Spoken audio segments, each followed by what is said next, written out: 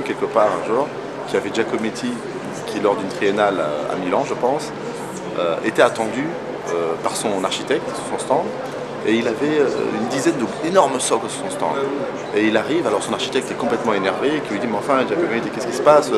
Tout le monde vous attend, où sont les objets? Il y a une grande exposition qui se passe. » Et à ce moment-là, il lui sort un objet de sa poche et lui dit « Écoutez, voilà. » Et il dépose une pièce sur le grand socle. Et il lui dit « Voilà, l'exposition, elle est faite. » Et ça m'a toujours fasciné, cette histoire. Aujourd'hui, je réalise un fantasme que j'ai toujours eu depuis très longtemps. J'attendais juste de trouver la pièce qui vraiment me faisait rêver, l'objet qui me fascinerait le plus.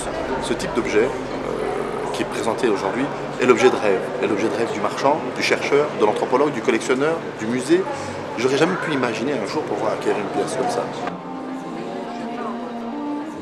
J'entends toutes choses. La plupart des gens me disent qu'il fallait oser le faire. D'autres confrères me disent on a toujours rêvé de le faire, on n'a jamais osé. Alors aujourd'hui, j'ai osé le faire et je crois que c'est très bien pris. C'est un objet qu'on peut dater à peu près de fin 18e ou plus mi-18e. Il faut savoir que cet objet a été collecté en 1900, c'est-à-dire il y a un siècle, par les pères blancs qui étaient sur place.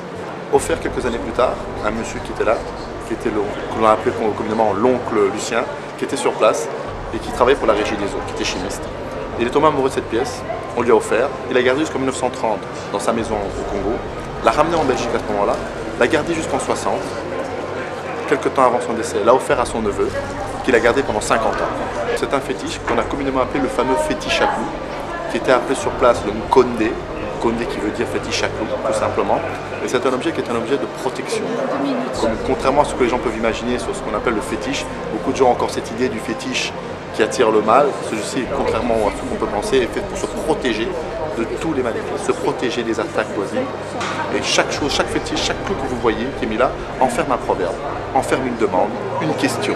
C'est un objet qui en même temps sert au nganga qui est le féticheur, de pouvoir parler, discuter avec l'au-delà. Il sert de lien entre la terre et le ciel.